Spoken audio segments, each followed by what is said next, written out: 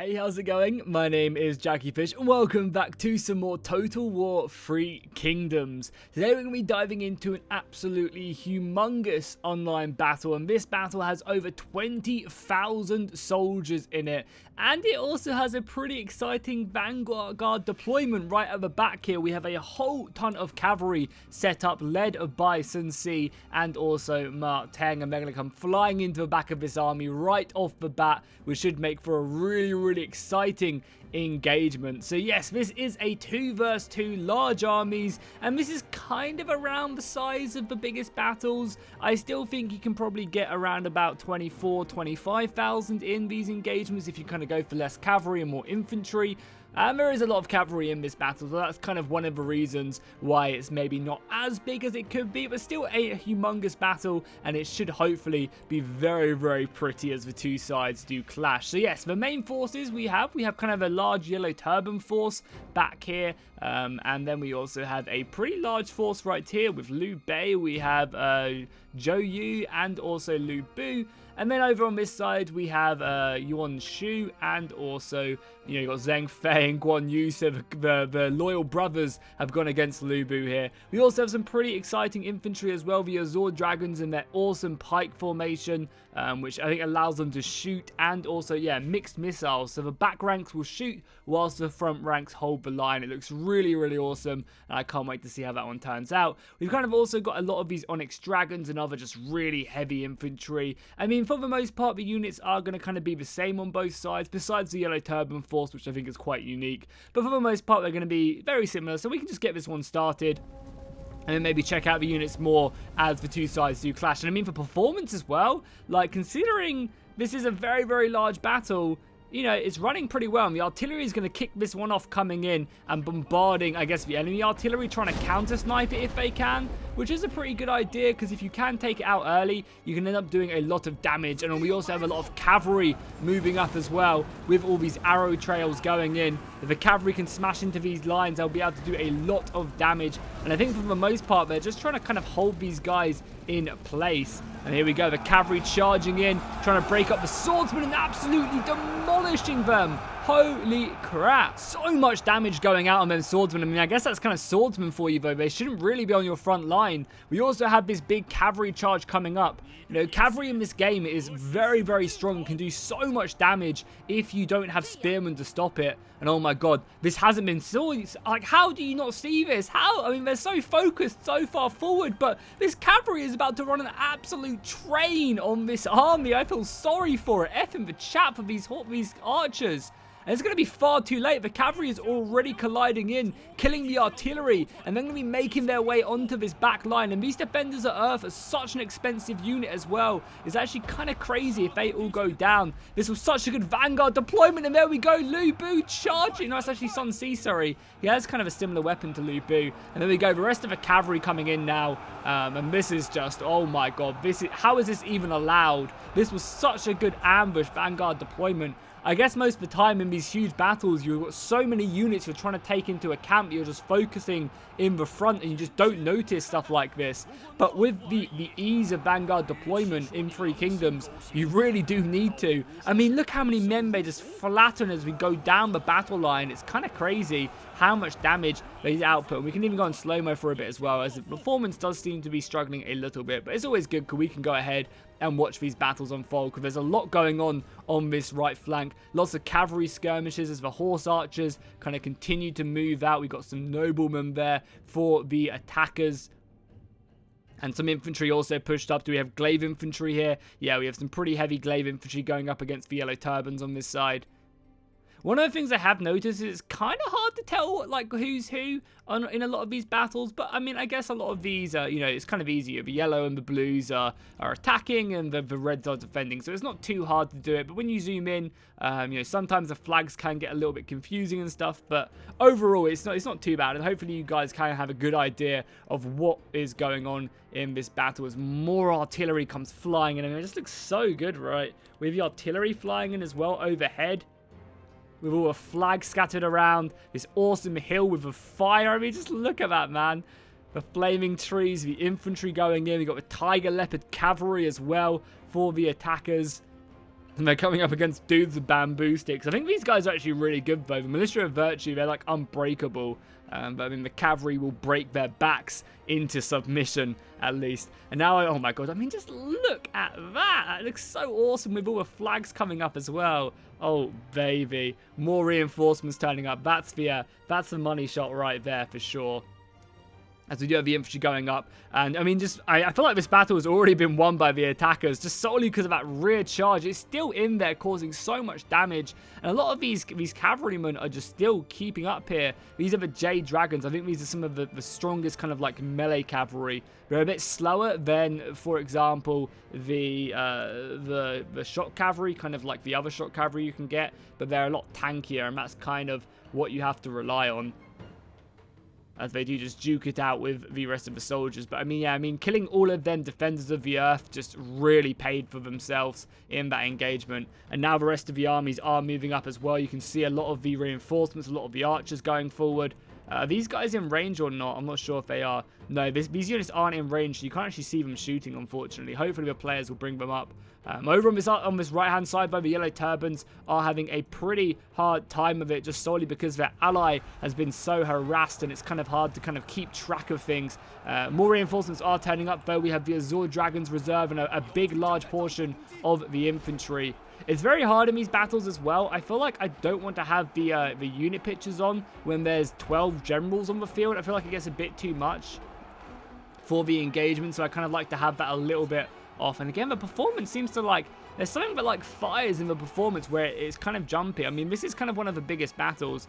I wonder honestly if it's the arrow trails. Give me a second. So I've turned off the arrow trails and the game seems like it's running a little bit better now. I mean, the arrow trails are disgusting anyway, but for them, no, then it just goes back to it. So like it runs smoothly, and then all of a sudden it's just something hits the game and it's like, oh yeah, we can't do it. Maybe it's like a memory leak, or I wonder what it is. Maybe it's something that will get, you know, patched in, hopefully. I mean, these are one of the largest battles, but still, you know, that siege battle we fought with 19,000 men the other day, that ran pretty smoothly. And honestly, I don't mind watching these battles in slow-mo when we do go for these huge engagements. But it would also be nice to, you know, not have to do it completely on slow-mo throughout most of the engagement. You know, it'd be cool to just sit back and watch it, because the battle sounds aren't in the game. So when we do have to slow-mo, you don't get to hear the roars of battle, the soldiers and the swords and shields hitting off against one another, which I really wish they would add back in. This has been one of my, you know, biggest wishes for a long time. Oh, wow, we saw this guy as well in one of my other campaigns, the dude right here, who's actually got his head cut off.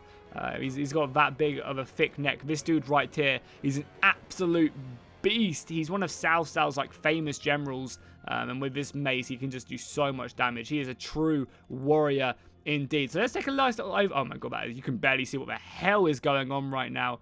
I guess that's something we could do, is like character auras. Is that what it is? No, it's not character auras. It's one of these, right? Unit IDs we already have on. We're hiding portraits. It's one of the ones that's like at the bottom. Select markers, is it that? Yeah, I guess this is one of the things we could do on the battlefield to kind of help it out. What do you guys think? Do you like it when you have this on? It's much easier to kind of see who's who, but does it take away a lot of the cinematic value? I guess when we do that, it gets rid of them. So yeah, maybe I'm going to play with this on from now on, just so you guys can kind of see a bit better. I think that's actually quite nice. Let me know what you guys think in the comments down below if you want me to use kind of these so you can see who's enemy and who's friendly. I think that's kind of a much easier way to kind of determine that on like who's winning and who's losing. We'll also get some nice little close-ups of these duels as well as they continue to go on. We have Zhang Yang, I think is how you pronounce it, and Gongdu fighting. Gongdu has a huge ass mace. I've also been kind of disappointed in this bandit guy. He doesn't really seem to fare too well in a lot of these duels, and it kind of seems like that's one of you know what he's supposed to be really good at, is, you know, being a very good fighter. But in the campaign, I always see him losing really heavily in these fights. Can we go back onto normal speed yet? Is it going to be ratty? Because yeah, like it starts off really nicely. I mean, I think it kind of just chugs a little bit. And it's definitely not my computer either. Don't worry about that. I have a very, very nice computer, so maybe we'll get some like new drivers or something. I have downloaded the latest drivers, which I highly recommend you do as well, because I got like 10 more FPS when I did download them, so definitely a recommendation. Artillery is still going over, finding its mark. on the battlefield. Some pretty big hits as well. And we have a very nice kind of like flanking force right here for the Yellow Turbans, who are going to try and bring it around and I guess envelop these Azure Dragons. There's also some big cavalry fights as the bow cavalry kind of get chopped down by the virtuous noblemen from the Yellow Turbans. Going to be bringing them down as fast and as quickly as possible.